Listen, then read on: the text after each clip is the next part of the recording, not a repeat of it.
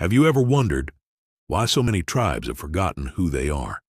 Why children now wear identities not born from their mothers? Why ancient tongues have fallen silent? And why the ceremonies that once bound families and clans together have vanished like mist? This is the revelation of the borrowed life.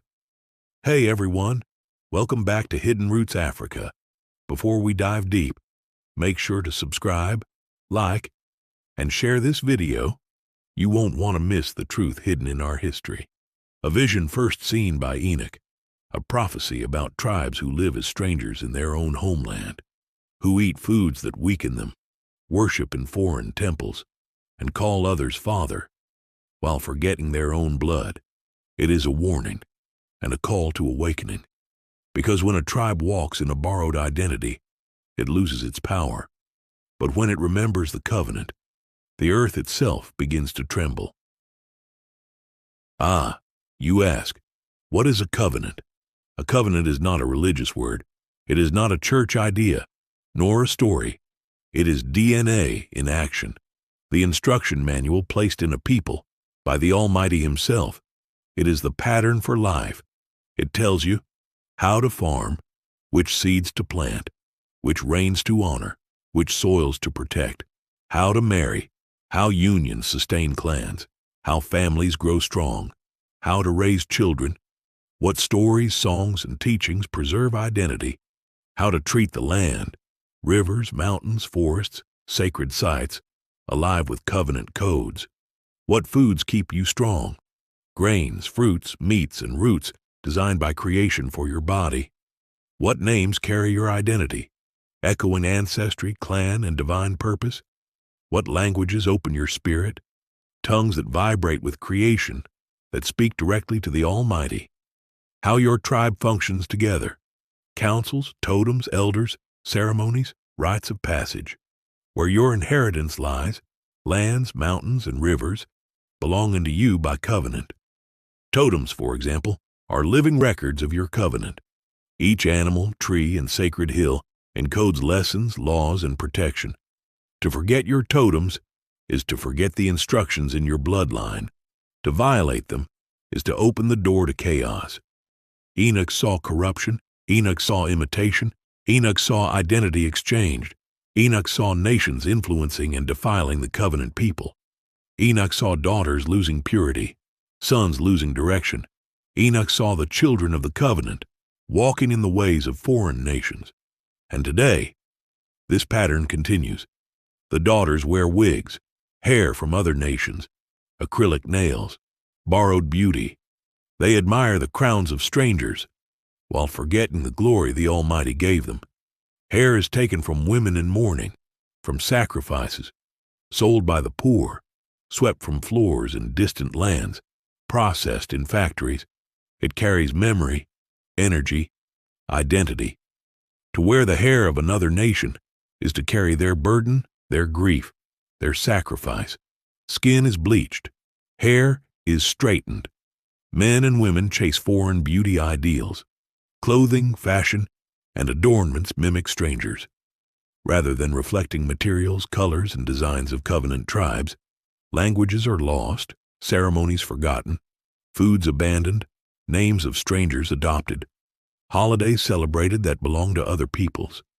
The prophecy calls this imitation, not merely the objects, but a spiritual exchange of identity. When the daughters awaken, they will reclaim their natural crowns, wash their hair, anoint it, restore the beauty the Almighty appointed to them. As the daughters rise, the tribes awaken. As the tribes awaken, the covenant breathes again. The people will remember their names, their tongues, their foods, their songs, their ceremonies, the sacred rhythms of the land. This is the borrowed life, a chain disguised as freedom. And the prophecy warns, only through recognition, restoration, reclaiming the ways of the covenant, will the children of the promised land walk free in identity, power, and inheritance once more. You may ask, why did the Almighty allow colonization, slavery, and the scattering of the tribes across the promised land? Not because the Almighty abandoned Africa, not because He lacked power, It is because Africa stopped walking in its own path.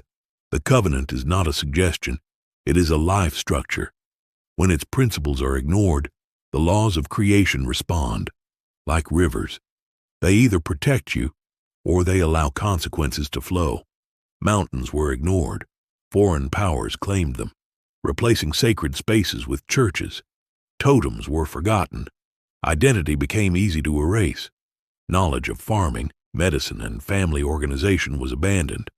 Foreign nations moved in to control resources and economies. Tribal unity was broken. Borders and slave trade divided clans. Consequences flowed, like a river obeying its banks, not a king's command. So, you ask, why is returning to our ways important? Why unlearn the borrowed life? Because the borrowed life is dangerous. It disconnects you from your true name, your language, your foods, your spiritual connection to rivers, forests, and mountains, the health of your children and elders, the fertility of your lands. When we adopt foreign names, foods, schools, and ceremonies, we trade survival for illusion. We pay tribute to other nations' patterns and forget our own. The prophecy warns, what you borrow without understanding will control you. To reclaim our identity is to restore the flow of creation's law. Only then can the tribes prosper. Only then can the land flourish. Only then can the covenant be alive in action, not just in memory.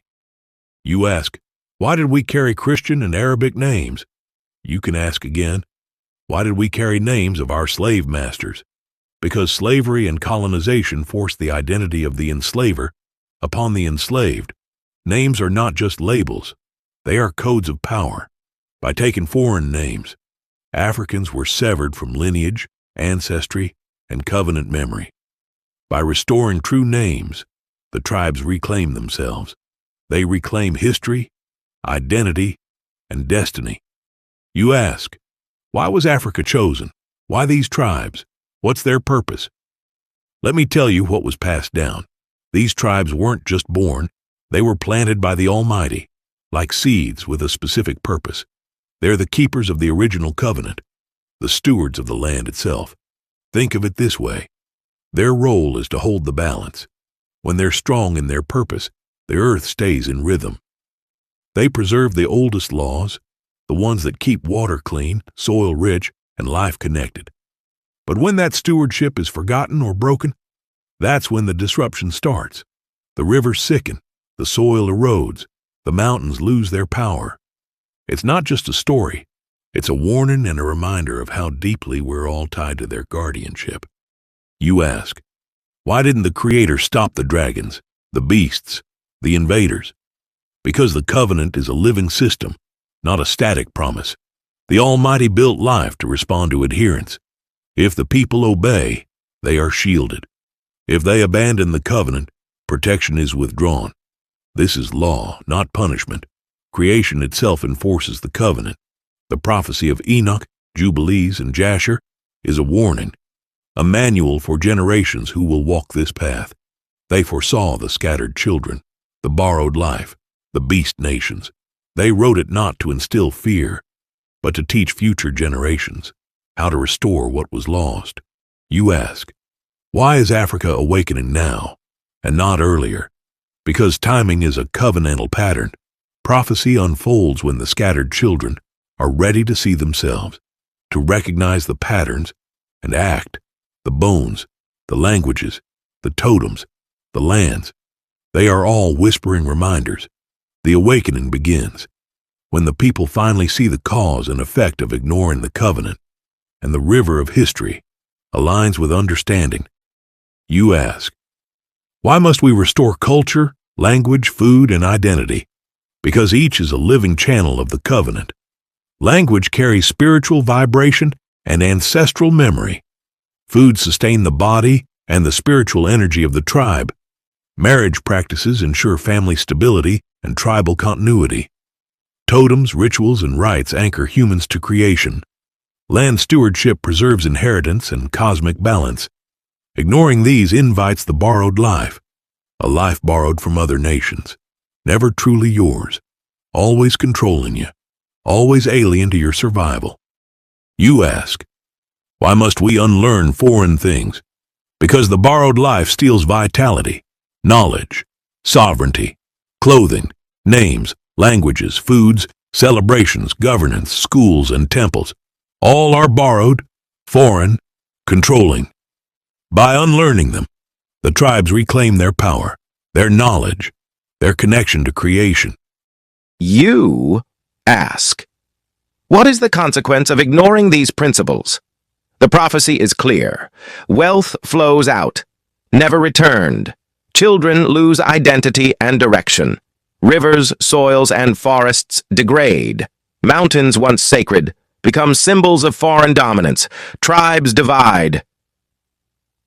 Kings lose authority. Elders are ignored. This is the living testimony of the covenant being broken, and the warning is loud and unchanging. You may notice, Christianity now ranks highest in Africa, surpassing Europe. Why?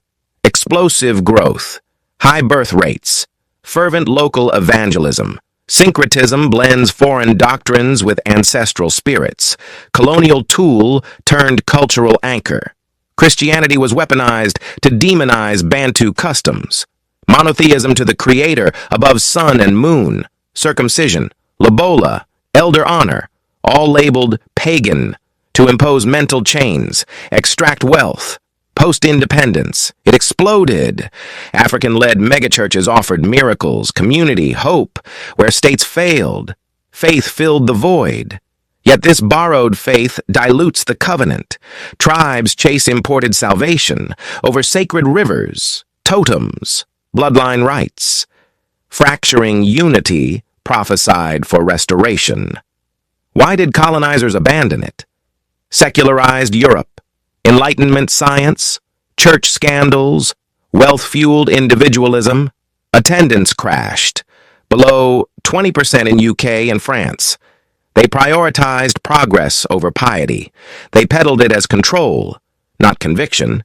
Empires looted resources, then discarded the doctrine like a spent tool, leaving Africa clutching empty rituals, while descendants mock what was imposed. You ask, why now? Why is Africa awakening? Because the prophecy written by Enoch, Jubilees, and Jasher is unfolding before our eyes. The scattered tribes begin to see themselves, the borrowed life, the mountains, the rivers, the stolen inheritance.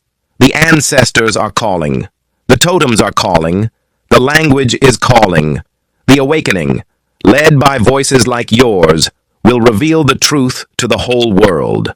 So remember, subscribe, like, and share this message. The covenant is alive, the prophecy is alive, and Africa is waking.